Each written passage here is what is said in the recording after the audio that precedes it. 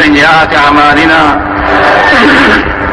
ونعوذ بالله من شرور أنفسنا ومن سيئات أعمالنا من يهده الله فلا مضل له ومن يضلله فلا هادي له ونشهد أن لا إله إلا الله وحده لا شريك له ونشهد أن سيدنا مولانا محمدا عبده ورسوله صلى الله تعالى عليه وعلى آله وأصحابه وبارك وسلم تسليما كثيرا أما بعد فأعوذ بالله من الشيطان الرجيم بسم الله الرحمن الرحيم كنتم خير أمة أخرجت للناس تأمرون بالمعروف وتنهون عن المنكر وتؤمنون بالله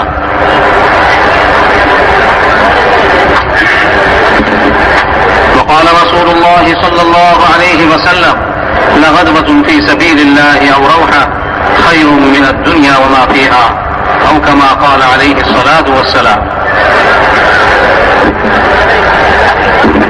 মহতারাম দোস্ত বুজুর্গ, যারা যেখানে দাঁড়ায় আছি হাঁটা চলা করতেছি, বসে পড়ি।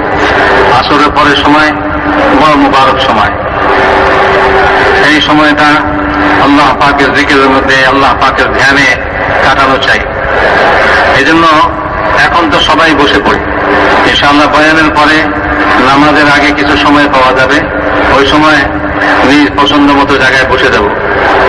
এখন যেখানে যে আসে ওখানে বসে পড়ি, আর যারা বসছে আমাদের কাছে যারা দাঁড়ায় আসে তাদেরকে বসায় দেয়, তাদেরকে বসার জন্য জায়গা করে দেয়। তাদেরকে যদি আমরা আমাদের কাছে বসার জন্য একটু জায়গা করে দিই, তাইলে এর পুরস্কার বলছেন আল্লাহ তাআলা আমাদের গুনাহকে মাফ করে দিবেন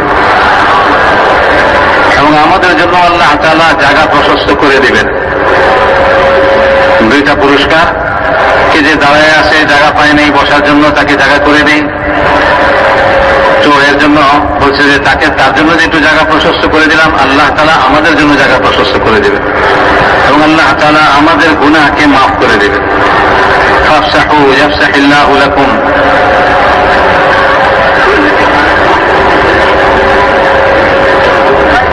এই জন্য ভাই আলহামদুলিল্লাহ, আল্লাহ তাআলা আমাদেরকে এই ইজতেমার ময়দানে বিগত বছরের মতো আবার এখানে একত্র হবার জন্য তৌফিক দিয়েছেন। আমরা দাওয়াত ও তাবলীগের নামে এক মেহনত সারা দুনিয়াতে চলতেছে, ওই মেহনতের নিসবতেই আমরা এখানে একত্র হয়েছি। এখানে অন্য কোনো উদ্দেশ্য নাই যে কেউ খেল তামাশা করার জন্য এখানে আসে নাই, কেউ মাল কামাবার জন্য এখানে আসে নাই, কেউ দুনিয়া বানাবার জন্য এখানে আসে নাই। সবাই একই উদ্দেশ্যে আমরা এখানে একত্রিত হয়ে গেছি। আল্লাহ পাক আমাদেরকে নিয়ে আসছেন। আল্লাহ পাক যার জন্য ভালাই চান, তার জন্য আল্লাহ তাআলা খায়ের এবং নেকির রাস্তাকে প্রশস্ত করে দেন এবং আল্লাহ তাআলা খায়ের এবং নেকির তৌফিক তাকে দিয়ে দেন। দাওয়াত ও তাবলীগের মেহনত চলতেছে সারা দুনিয়াতে, আমরা জানি। যে মেহনতের জন্য এখানে একত্রিত হওয়া এবং সারা দুনিয়াতে এই মেহনতের উদ্দেশ্যেই এখান থেকে ছড়াইয়া পড়া, আমাদের এই চলাফেরা, আমাদের এই নকল হরকত, আমাদের এখানে একত্রিত হওয়া, আবার এখান থেকে বিক্ষিপ্ত হওয়া, তো এই সব জিনিস এই মেহনতকে উদ্দেশ্য করে, দাওয়াত ও তাবলীগের মেহনতকে উদ্দেশ্য করে। প্রত্যেক কাজের একটা উদ্দেশ্য থাকে। উদ্দেশ্যবিহীন ভাবে যারা চলে তারা হয় পাগল আর না হয় অবুঝ শিশু। অবুঝ শিশু, তার কোনো উদ্দেশ্য নাই। একটা পাগল, তো তার কোনো উদ্দেশ্য নাই। কিন্তু একজন সাবালক সুস্থ মস্তিষ্কের লোক যে কোনো কাজ করে তার একটা উদ্দেশ্য থাকে। আল্লাহ জাল্লা জালালুহু আম্মা নাওয়ালুহু সারা জগৎকে সৃষ্টি করছেন এবং আমাদেরকে সৃষ্টি করছেন, আদমকে, আদমের আওলাদকে সৃষ্টি করছেন, দুনিয়ার এই নিজামকে কায়েম করছেন। এর পিছনেও উদ্দেশ্য আছে। আল্লাহ তাআলা নিজেই বলেন, আফা হাসিবতুম আন্নামা খালাকনাকুম আবাসা, তোমরা কি কথা মনে করছো যে আমি তোমাদেরকে অনর্থকই সৃষ্টি করছি, যার পিছনে কোনো উদ্দেশ্য নাই। আল্লাহ তাআলা অন্য আয়াতে এই সৃষ্টির উদ্দেশ্য মানব জাতি এবং জিন জাতি এদেরকে সৃষ্টি করার উদ্দেশ্যকে আল্লাহ তাআলা পরিষ্কার করে বলছেন, ওয়া মা খালাকতুল জিন্না ওয়াল ইনসা ইল্লা লিয়াবুদুন। তো আল্লাহ তাআলা যে দুনিয়াকে সৃষ্টি করলেন তিনিও একটা উদ্দেশ্যে সৃষ্টি করছেন। আমরা যে সৃষ্টি হয়েছি আমাদের পিছনে এক বিরাট উদ্দেশ্য রয়েছে আল্লাহ তাআলা। আমরা এখানে একত্র হয়েছি, আবার এখান থেকে এক মাকসাদকে নিয়ে ছড়ায় পড়বো। ওই মাকসাদটা কি, উদ্দেশ্যটা কি? দাওয়াত ও তাবলীগের মেহনতের উদ্দেশ্যটা কি? মেরে মুহতারাম দোস্ত বুজুর্গ, দাওয়াত ও তাবলীগের মেহনতের জন্য এই বিশাল ইজতেমা কায়েম করা এবং এখান থেকে জামাতবন্দি হয়ে সারা দুনিয়াতে ছড়ায় পড়া,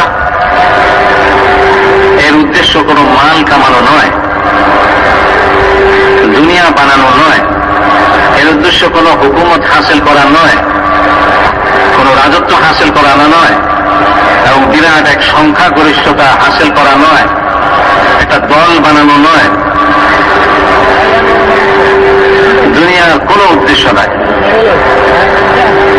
একটাই উদ্দেশ্য, যেটা এই কাজকে যিনি শুরু করেছেন হযরত মাওলানা ইলিয়াস সাহেব রাহমাতুল্লাহ আলাইহি, ওনাকে জিজ্ঞাসা করা হয়েছিল যে আপনি যে এই কাজটা শুরু করলেন কি চান, আপনি আপনার উদ্দেশ্যটা কি?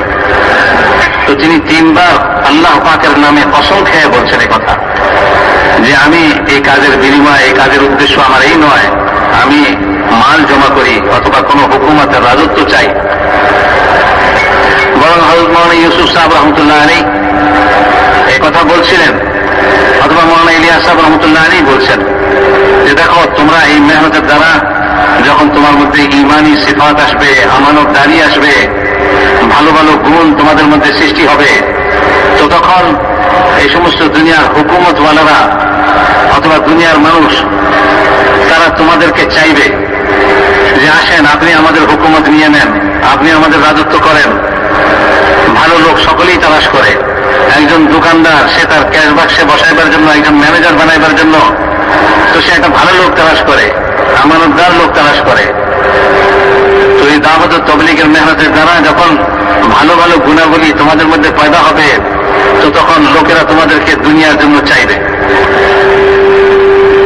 তো তিনি হুঁশিয়ার করে গেছেন, খবরদার কখনো তারা যখন চাইবে তুমি কখনো ওই জিনিসকে গ্রহণ করো না, তুমি কখনো রাজত্বকে গ্রহণ করো না, কোন দুনিয়ার জিম্মাদারিকে তুমি গ্রহণ করো না।